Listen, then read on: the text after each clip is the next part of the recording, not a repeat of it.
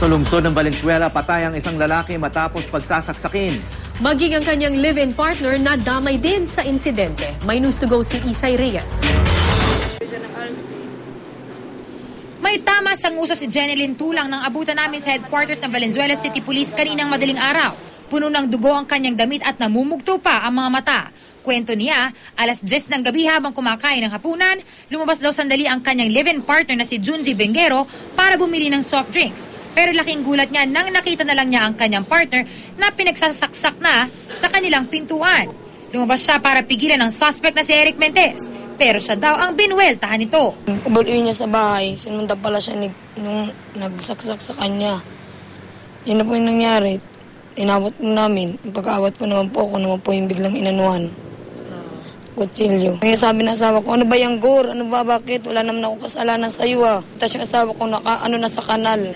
Opo, pagpigil ko, ito yung nguso ko yung inundayan ng kutsilyo. Ginano niya ng kutsilyo? Siguro ginano kung saan matatamaan. Masamang-masama ang loob ni Jeneline dahil mabuting tao daw ang kanyang live-in partner.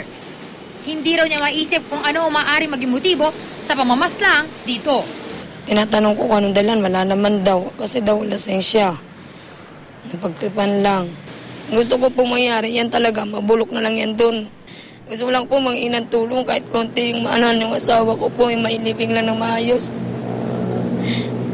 Hindi na po yung...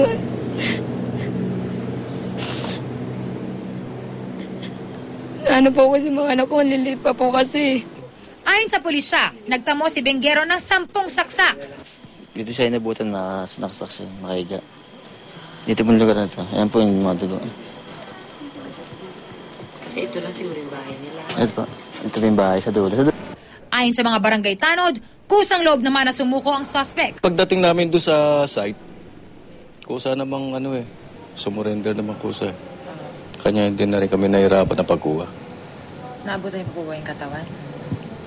Yung tao, nadala na nung kasama namin. Kasi hindi namin nakuha yung ayaw naman niya sabihin kung saan niya tinago yung ginamit niya. Aminado daw ito na nasobrahan siya sa alak, kaya niya ito nagawa.